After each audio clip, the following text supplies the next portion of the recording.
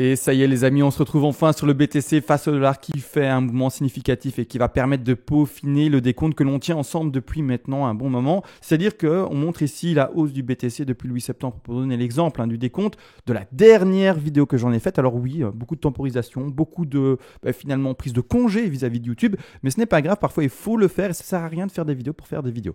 Malgré tout ce qu'on va voir, c'est toujours ce décompte haussier que l'on voit à l'écran, mais on va le redécomposer plutôt en une, deux blanches, 3 blanches, 4 blanches et une dernière 5 et puis l'écrasement. On va en parler, vous allez voir comment on va repositionner du coup les vagues, comment on va construire des vagues encore plus grandes bien entendu parce que la hausse que l'on voit ici est toujours à attendre bien entendu, même si on a pumpé légèrement le long de cette ligne bleue vers les 52 000, il me semble 53 000 et puis que maintenant on vient de corriger vers de nouveau ces fameux 40 000 et quelques. On va en parler durant cette vidéo aussi, vous le savez, on va aller très bien entendu dans ces fameux détails, mais juste après la petite intro.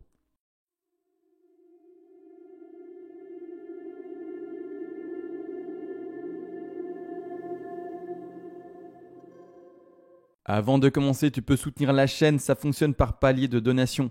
Tu auras accès au PDF expliquant les vagues et les fibos. Ce PDF a été écrit de manière concise pour ne pas te prendre pour un idiot, c'est-à-dire qu'on va à l'essentiel pour que tu puisses tout lire et tout apprendre et par après être autonome par toi-même et non pas te vendre des pages du kilo, que sais-je, pour après faire de la musculation ou bloquer l'eau qui passe sous les portes quand il y a des inondations. L'objectif n'est absolument pas là. Et également, si tu es un énorme donateur, tu pourras me demander une analyse en particulier sur l'actif spéculatif de ton choix et je le ferai en privé pour toi, bien entendu, en vidéo le plus rapidement possible. Maintenant que les donations sont expliquées, let's go directement pour l'analyse du BTC. Et ça y est, sans transition, on part directement dans l'analyse du BTC. On va remettre les vagues ensemble, bien entendu. Ou en tout cas, je vous expliquer pourquoi est-ce que maintenant, devant vos yeux, vous voyez cette fameuse blanche, 1, 2, 3, 4 et 5 entre parenthèses, indiquées comme suit et non plus comme suit. C'est-à-dire que, je vais réagrandir l'écran, mais non plus avec une énorme extension. On va en parler, c'est-à-dire que, simplement, on reconnaît maintenant une dernière, même pas une dernière, mais plutôt la première petite vague de la suite des vagues à venir et donc d'une hausse toujours fulgurante, ne vous inquiétez pas. En tout cas, pour les personnes qui ont peur pour le BTC, ce que personnellement je lis à l'écran, ce n'est rien de négatif et au contraire, ce n'est que du positif pour la construction d'un plan futur, même si ça prend du temps pour le construire, vu qu'on va dans des statistiques qui ne sont vraiment pas les plus fréquentes. Pour ce faire, ce qu'on va faire et mettre en place ici, c'est la 1, comme on avait déjà fait précédemment, et la 2. Malgré tout, la 3, j'insiste, je la pose ici, soit comme 3, dans le décompte qu'on tient, soit comme une sous-1 comme on avait commencé ensemble. Je la décompte maintenant comme 3 vis-à-vis de la correction. On va en parler après pourquoi et pourquoi cette logique et cette correction m'invite à mettre maintenant un top de 3 et non plus, je reviens, désolé beaucoup sur la vidéo précédente, mais c'est important, et non plus un top de 1, un ici très discret en bleu, d'accord? Pourquoi? Tout simplement parce que le RSI correspond à cette interprétation-là. Donc, on va regarder ensemble le RSI, bien entendu. Je vais passer non pas en 4 heures, il me semble que c'est plus lisible et plus simple en daily pour ce faire. Voilà, c'est beaucoup mieux. On voit bel et bien en fait le top dessiné par rapport au RSI à ce niveau-ci. Donc, je vous l'avais déjà dessiné, bien entendu précédemment, comment est-ce qu'on peut illustrer le RSI. On part bien entendu du plus bas. Logiquement, là on avait parlé également sur les vidéos précédentes de comment ça se construisait par rapport à cela. Le top de 3 et puis on va chercher en fait le bas de 4. Le bas de 4 qui se fait ici, bas de 4 et 5, d'accord? Donc il faut pour une 5 une divergence, normalement. Après, de temps en temps, rarement, le RSI ne correspond pas à cette règle-là. C'est pour ça, je vous rappelle dans le PDF que j'explique en début de vidéo, je ne parle pas du RSI. Je préfère en parler en vidéo parce qu'il y a plus de nuances à apporter que du noir sur blanc et les gens vont l'interpréter de manière trop stricte. Donc attention, le RSI n'est pas toujours en corrélation avec le décompte que l'on peut en attendre. Malgré tout, c'est ce que je décompte. 3. Donc vraiment, ce top de RSI que l'on voit ici à l'écran m'indique pour moi soit le début d'une 1, et c'est-à-dire un décompte vraiment très bullish, comme on l'a vu dans la vidéo précédente, le 8 septembre, ou soit ici le top d'une 3. D'accord? Donc pour le moment, vu la correction, c'est top de 3. Et comme je disais, on va voir pourquoi cette correction m'invite à avoir un top de 3, parce qu'elle est assez puissante. D'accord? Elle est assez puissante. À quel point, à quel niveau? On va regarder ensemble vis-à-vis d'un Fibonacci. Vous le savez très bien, un Fibonacci de retracement. Pour ce faire, rien de compliqué. Je prends mon Fibo de retracement, je l'étends jusque là-bas en bas, et la chute qu'il y a eu quand on regarde sur le Fibonacci a déjà dépassé les 50%. D'accord? À ce niveau-là, à ce moment-là, clairement, je pars sur une 2 construite. Je ne parviens pas non plus, pour ceux qui se disent, du coup, ça aurait pu faire une leading diagonale ici et une sous 2, qui sait, par exemple, dans le décompte. C'est-à-dire que si on regarde ici, on a grandi. On aurait pu, dans la construction que ça a tenu, eh bien, vu que ça a monté jusque là-bas un peu en haut, eh bien dire la grande 1 en bleu, correction de 2. Pour moi, personnellement, je ne parviens pas à dessiner avec eh bien, le prix et le mouvement réel que l'on a connu ensemble, eh bien, une leading diagonale. Je vous laisse essayer de le faire. Je ne parviens pas à décompter sur tout ce mouvement depuis le 21 juillet d'année 2021 jusqu'au top ici du 53 à trouver une leading diagonale qui est convaincante. Les proportions ne sont pas bonnes en termes de développement de temps de vague et dans les sous-vagues, on va souvent être confronté à une flat ou une chose comme ça. Donc, je n'y crois pas et pour moi, c'est ceci. Donc, on continue à maintenir cette fameuse flat en A, B, C extraordinaire, on est d'accord, vraiment peu fréquente et la dernière 5 avec la divergence et le fait que l'on voit bel et bien ce top plus bas que le top précédent de la 3. Donc ça, c'est mon décompte que je tiens. D'accord ? Par rapport au Fibonacci, c'est-à-dire par rapport aux extensions, est-ce qu'on est plutôt bon, oui ou non ? Je rappelle les Fibonacci d'une 3 classique aussi en parenthèse, avant de l'indiquer, comme ça on voit oui ou non, et bien si c'est bon, avant d'avoir la réponse entre guillemets. Ce sont logiquement les 161,8, les 268, 423,6 et plus rarement on reconnaît les 200 et les 361,8% de Fibonacci. Je place enfin mon Fibonacci. Notre top de 3 va chercher proprement ici les 200. Donc ça me conforte, d'accord, attention, hein, c'est plus rare. Hein. Les 200 et les 361,8, c'est plus rare, mais n'empêche, ici c'est assez propre. On tape les 200, on fait notre énorme flat et par après, on termine la 5.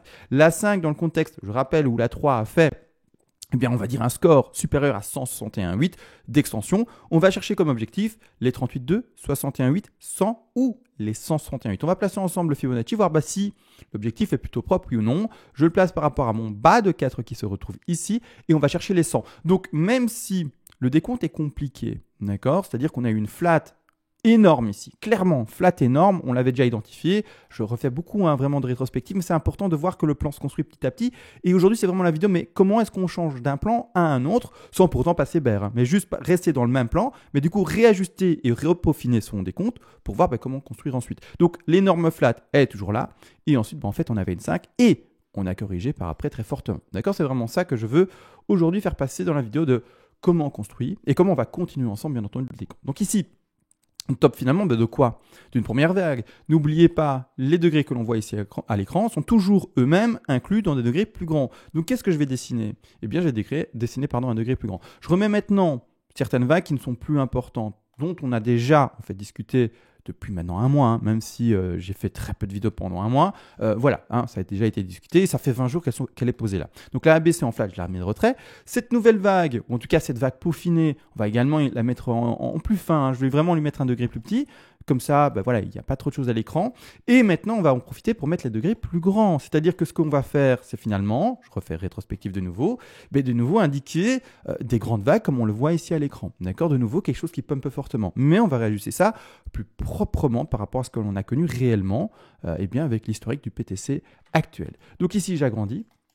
Je reviens là-dessus, le top, ici pour ceux qui ont du mal un peu à visualiser les choses, on est sur le top des 64 000, 65 000 pratiquement, en date du 14 avril 2021. D'accord ? Là maintenant, cette affaire-là, 1, 2, 3, 4, avec l'énorme flat 5, terminé, maintenant on ne va plus trop en parler, et ce qu'on va faire, c'est voir premièrement une racine de nouveau. Alors je vais vite l'indiquer parce que là il sera en trait fin, je vais juste le passer en trait épais, et changer sa couleur rapidement. Je vais mettre en bleu, d'accord ?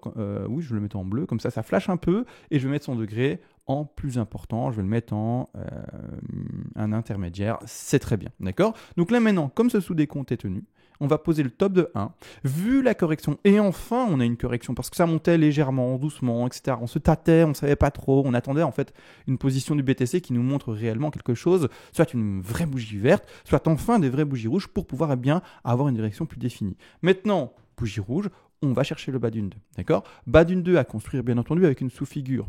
Attention, elle n'est pas forcément finie. Comme je l'ai dit d'ailleurs dans la vidéo de, soit début septembre ou fin août, ici on peut encore stagner pendant un petit moment avant d'enfin s'extraire réellement vers le haut, d'accord ? Donc oui, on peut faire, alors je le montre, mais on peut faire malheureusement ceci et puis enfin s'extraire. Mais vraiment, pour donner un ordre d'idée, ça peut traîner jusqu'à novembre, ça peut traîner jusqu'à début décembre, voire même jusqu'à janvier, qui sait ? Et enfin, péter, qui sait, janvier, pour donner vraiment un exemple, mais de termes de temps que l'on peut encore reconnaître, janvier enfin péter le top des 64 000. Mais c'est vraiment un exemple, attention, ne prenez pas comme janvier, CMA a dit que janvier ça pétait. Non, d'accord, c'est juste un laps de temps Pour donner un exemple de combien une consolidation pareille peut être attendue. D'accord? Encore un certain temps, malheureusement, potentiel. Malgré tout, on reste dans un plan haussier. Alors, ici, de cette manière-là, on doit construire la 2. Une 2, je le répète souvent, statistiquement, va rechercher sa zone des 50 à 61,8% de Fibonacci de retracement. Donc, ceux qui ont vu ce retracement-là, qui n'étaient potentiellement pas en position, je ne sais pas, peu importe, et qui ont vu une correction de 2, une correction aussi forte, vous le savez, quand on tombe dans une zone de 50 à 61,8, c'est une très bonne zone d'achat. Alors je rappelle, pas zone d'achat pour les investisseurs. Vous les investisseurs, d'ailleurs, regardez la dernière vidéo que j'en ai faite, je vous explique comment investir, quand investir, par palier, pas par palier, par temps, selon, peu importe la stratégie que vous voulez en mettre en place, elles sont toutes expliquées dans la vidéo précédente, d'accord? Les investisseurs, je ne vous parle pas à vous, maintenant à proprement parler. Je parle plutôt aux traders. Le trader qui aura vu cette zone des 50 à 61,8 de rencontrer aura pu rentrer en trade, potentiellement, s'il tient le même décompte que moi ici à l'écran, et à ce moment-là, et donc c'est-à-dire qu'il y a eu la même logique de développement, etc., etc., et à ce moment-là, ouvrir potentiellement un trade le plus proche possible des 50 à 61,8 quand il voit la correction forte. À ce moment-là, on n'oublie pas, d'accord, parce qu'une 2 peut, et surtout peut dépasser les 61,8, statistiquement, c'est qu'elle finisse à 73% de chance dans la zone des 50 à 61,8. Donc je vais mettre le petit rectangle là pour vous montrer, d'ailleurs ce rectangle ici à droite, je le retire. C'était pour le degré beaucoup plus grand, on en a aussi parlé, donc hop, il gêne un peu maintenant. Donc ici, voilà, le petit rectangle vert, c'est zone d'achat de long, bien entendu, position sur un pari haussier. N'oubliez pas, une 2 a sa chance, comme dit, de 73% de chance de finir là, mais elle peut très bien aussi, avec des pourcentages beaucoup plus faibles, descendre plus bas. Telle elle l'a fait, et ça je vais insister, je vais le montrer, dans le degré beaucoup plus petit. Elle nous a fait une en blanche micro et une 2 extrêmement puissante, un peu comme d'ailleurs, pour revenir sur un degré beaucoup plus important, on va passer en weekly et on va repasser sur ce qu'on a connu en année de 2000, de 17 non, parce que c'était la fin 2017, mais plutôt début d'année 2018 jusqu'à, on va étendre le crash, entre guillemets, même si on était déjà sorti avant, mais jusqu'à mars d'année 2020. Donc c'est-à-dire qu'en fait, le crash, on est sorti du crash en décembre d'année 2018, mais après, voilà, consolidation très longue, on le voit ici à droite. Mais c'est-à-dire que la correction que l'on a eue ici, pour donner l'exemple, juste du 1 vers une 2, a été extrêmement forte. Et d'ailleurs, ici aussi, le second degré en jaune ici, a aussi été très fort. 1, 2, d'accord? Donc on le voit bien, on dépasse les, finalement, 50 à 61,8% de Fibonacci.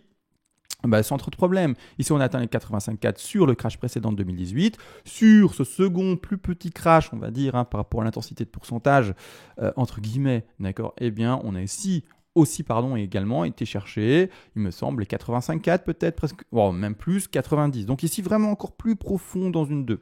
Donc voilà, il faut avoir conscience de ça. Donc qu'est-ce que je veux dire par là? Avec cette précaution de dire qu'une 2, oui, statistiquement, on va rechercher ce rectangle vert pour l'ouverture d'un long. Le stop loss, et oui, on parle de ça en trading, le stop loss, faites attention, soit vous êtes plutôt pas agressif, vous voulez avoir vraiment un retour sur votre trade finalement, c'est-à-dire un risque reward très important à ce moment-là, vous le mettrez plutôt serré, mais vous accepterez la perte, toujours le risque management. Maintenant par contre, si vous êtes plutôt sur une défensive, etc., vraiment pas trop offensif, à ce moment-là, le stop loss, vous allez le mettre vraiment très bas et accepter le fait qu'une 2 peut aller chercher pratiquement le double top. Si elle va chercher le double top et qu'elle dépasse la racine de la 1, ce n'est plus une 2, c'est qu'on est dans une figure de correction ou quoi que ce soit. D'accord, la 2 ne peut pas aller plus bas que la 1. Pas la 1, pardon, mais la racine, c'est-à-dire le numéro 0 qui n'est pas indiqué et qu'on ne voit pas à l'écran. Ah si je clique dessus, on voit le 0. Mais légèrement caché vis-à-vis de toutes les autres vagues. Mais bref, il y a un 0 là. C'est-à-dire que la 2 peut descendre, mais pas aller en dessous. D'accord? Donc elle ne pourra pas aller sous le symbole que j'ai mis ici, blanc, ligne horizontale blanche, qui représente ici, en l'occurrence, le stop loss. Donc ici, à vous de voir. Mais moi, personnellement, je mettrai le stop loss légèrement, allez, pour pas dire sur le bottom, pardon. J'ai dit top, excusez-moi. Sur le bottom, pardon. Et je le mettrai légèrement au-dessus pour vraiment être très défensif dans ma position. Maintenant, comme dit, si vous voulez un risque reward plus important, vous montez votre stop et voilà. Et vous jouez là-dessus en vous disant, comme on a 73% de chance, je joue les statistiques très fortes et je mets mon stop légèrement en dessous de cette position des 50 à 61,8. Maintenant, à vous de voir. Malgré tout, on va regarder le développement plus précis que l'on a fait actuellement. Et je vais également parler de cette figure de correction. Alors, ça va être une vidéo, je pensais en l'enregistrant pas longue, mais j'ai l'impression que comme je vais là maintenant, elle pourrait être longue. Donc, c'est-à-dire que je vais vraiment voir les détails. Je vais essayer d'expliquer vraiment un maximum de choses vis-à-vis simplement de ce que l'on peut encore connaître et ce qui est à venir. D'accord? Donc ici d'ailleurs, je regarde rapidement, excusez-moi, 1, 2, 3, 4. Ok, j'en parle dans 2 secondes. C'est-à-dire que là maintenant actuellement, ce qu'on a eu, Bon, ben, c'est une chute, d'accord, de ce fameux cours depuis ici la date du 7 septembre, d'accord. Cette chute-là, pour le moment, se traduit comme suit pour moi, d'accord, comme suit. Alors, on prend une racine, je vais le mettre en visible parce que là, c'est complètement invisible, mais c'est de cette façon-là, d'accord. Hop, et bien sûr, comme suit. Voilà. Donc A, B, C, d'accord. Là, ici, le rebond de B, bon, je vais les donner, hein. Ce sont comme toujours 38, 2, 50, 61, 8, 76, 4 et 85, 4 en termes de retracement, d'accord. Ça fait A, la chute, B, le retracement, C, la seconde chute, la seconde extension du mouvement baissier. À ce moment-là, je prends mon Fibon de retracement du coup, je le mets au bas de ma A. Vous voyez ici, c'est la référence ici A que je prends. Je l'étends jusqu'en haut. Attention aussi, petit mot pour les gens qui se disent « Ah, c'est mal, mais moi quand je mets mon Fibon de retracement, c'est pas dans le même sens que je fais le clic. » Pourquoi? Parce que moi, je l'ai mis en reverse. Alors, où est le bouton reverse? Le bouton reverse est là. On ne le sélectionne pas, c'est dans l'autre sens qu'il faudra mettre le Fibo. D'accord? C'est juste une habitude, d'accord, de développement du Fibonacci. Moi, j'aime bien cette aisance de travail, donc je le mets en reverse. Voilà, petit aparté fait. Malgré tout, on rebondit, on tombe proche des 61,8, statistique propre. Bon, il n'y a pas trop de problème pour ça, c'est une baie qui est plutôt propre dans son rebond. D'accord? Le sous-décompte, je vous laisse le faire de votre côté. Moi, je m'attarde maintenant là-dessus, sinon là, on est parti pour une vidéo de 2 heures. Peut-être que demain je m'attarderai plus là-dessus, mais aujourd'hui j'essaye quand même d'avancer parce qu'on a déjà parlé beaucoup et il ne faut pas exagérer non plus. Dans cette condition-là, on a des objectifs baissiers, hein, bien entendu, qui sont A, B et du coup la C. Les objectifs de C sont les mêmes d'ailleurs qu'un objectif de 3, c'est-à-dire les 61, sont légèrement différents, mais sont similaires entre guillemets, c'est-à-dire les 61,8, les 100, 123 et 161,8. En fait, le seul similaire sont les 161,8. Mais bon, j'ai fait un petit raccourci avec ceci. Malgré tout, les objectifs, comme dit, c'est 61,8 et 100. Là, maintenant, qu'est-ce qu'on va chercher? On va chercher 85,4. Pour aller rechercher, il est vrai, le rebond sur les 50% de Fibonacci. Hein, donc, on le voit ici, on dépasse un peu les 50% de Fibonacci par rapport au degré plus grand. Là, je vais finalement cumuler 2 Fibonacci. Les 50 sont là. On va chercher un peu plus et on rebondit actuellement. Malgré tout, la zone de l'angle, c'est vraiment 50, 61,8. Soit vous ouvrez sur les 50, soit vous êtes un peu plus agressif et vous dites j'attends les 61,8, mais autrement, la zone de l'angle a été trouvée. Ce qui, moi, me gêne légèrement actuellement, et je vais essayer de voir avec vous, en fait, par rapport au récit, c'est-à-dire que, pour le moment, les deux zones d'achat d'un trader qui fait les sous-figures, etc., c'est soit ici les 61,8, ou c'est l'avenir, c'est les 100.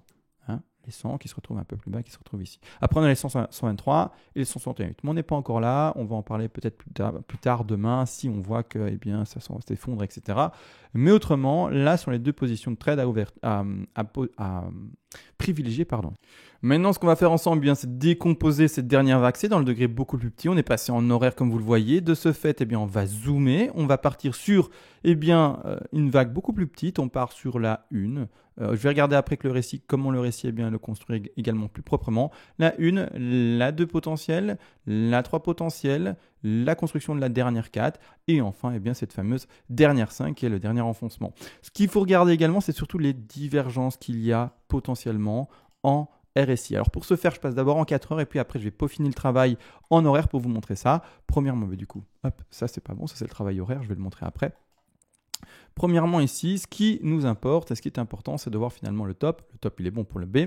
Par après, on voit, donc ici les corrections, donc le récit, la 1, la 2, potentiellement 3 avec le plus bas, 4 et puis 5. Malgré tout, vous voyez qu'à l'écran, je n'ai pas indiqué ça. J'ai indiqué une 1, une 2, une 3 qui se fait là sur un non plus bas sur le récit, un petit rebond de 4 et une dernière 5. Pourquoi? Parce que je suis passé en horaire pour lire ça, parce qu'il y a eu des mouvements très forts. Hein. On le voit ici, boum, on a touché très fort.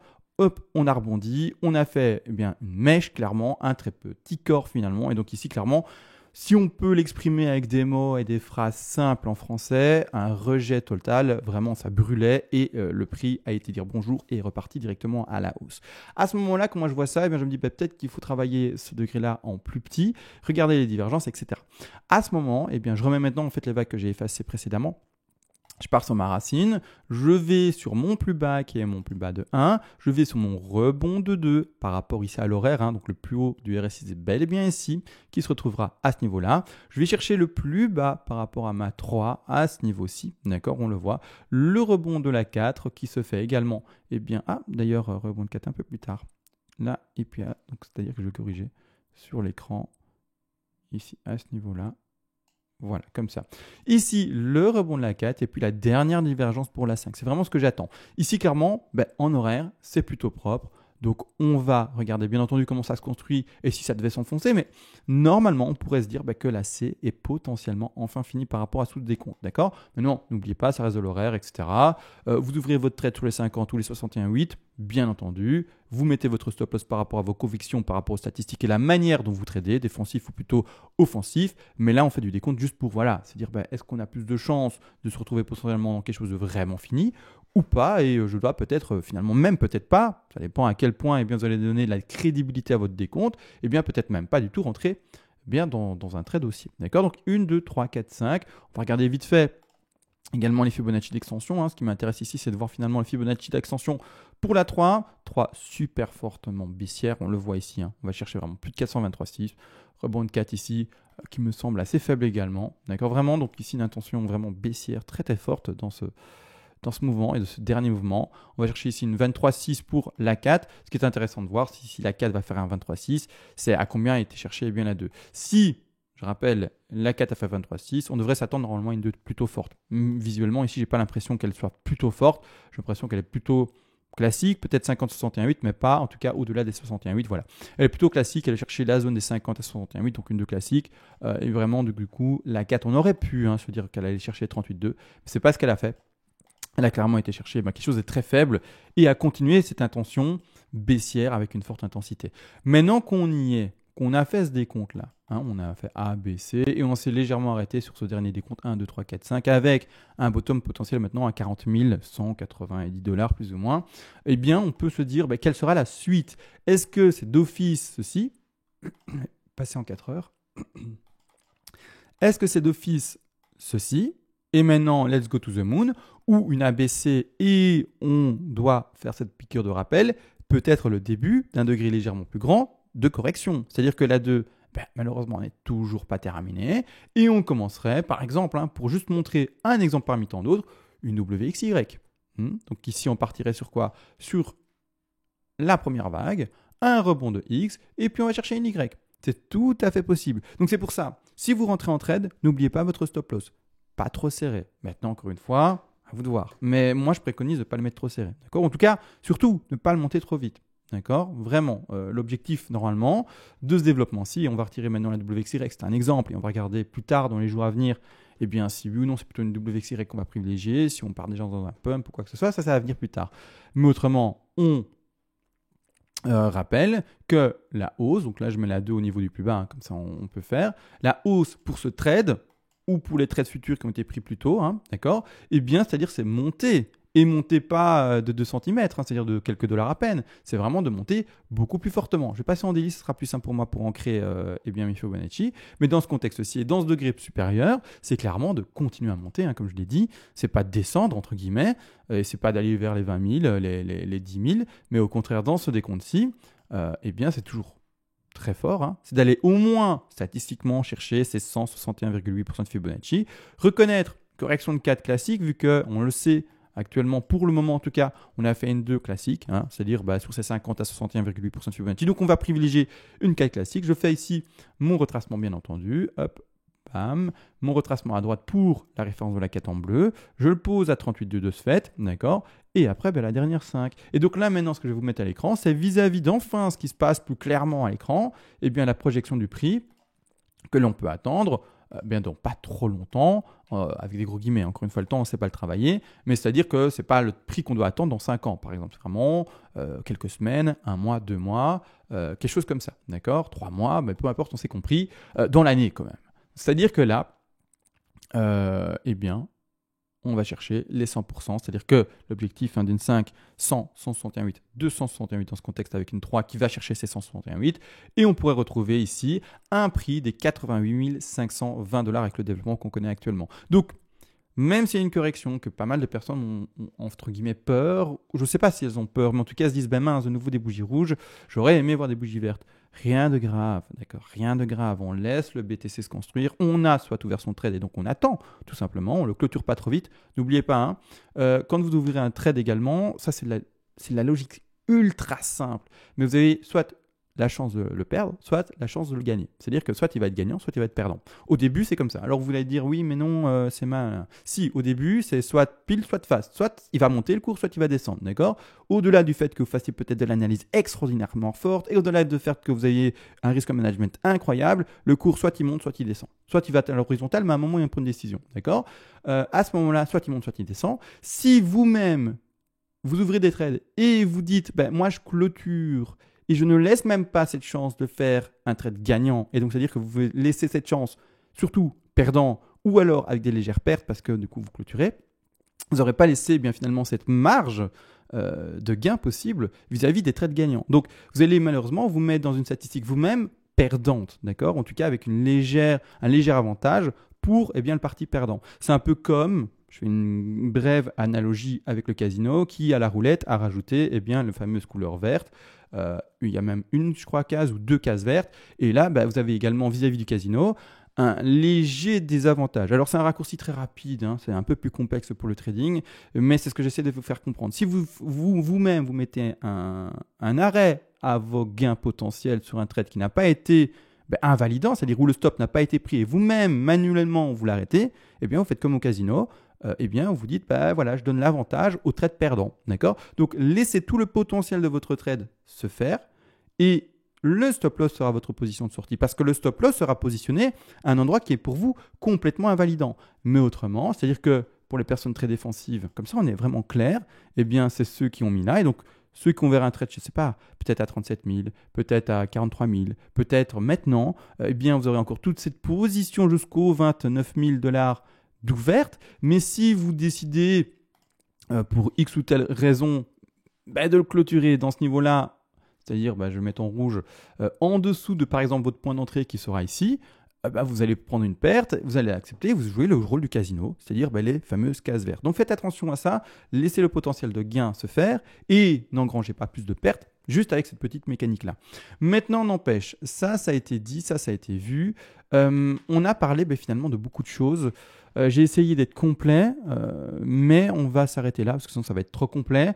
Exceptionnellement, pas d'Ishimoku aujourd'hui, parce que de toute façon, il n'y a pas grand-chose à dire par rapport à la vidéo précédente. Mais la vidéo est déjà assez complète, donc on va s'arrêter là. Je vous souhaite à tous une bonne journée. Je vais très bien. C'est juste que parfois, je vous le dis, il faut prendre un retrait et en tout cas prendre de la distance par rapport à l'analyse pour être finalement pour être quelqu'un et avoir un plan que l'on peut construire de constructif. Si on vient tous les jours à dire autre chose, ça ne sert à rien, d'accord? On attend, on voit. Et une fois qu'on voit réellement quelque chose à l'écran, on peut l'interpréter de manière plus sérieuse. Mais pour le moment, il fallait finalement ces 2 semaines sans vidéo, je vous le dis honnêtement. Sur ce, on se laisse, on se voit à la prochaine et ciao.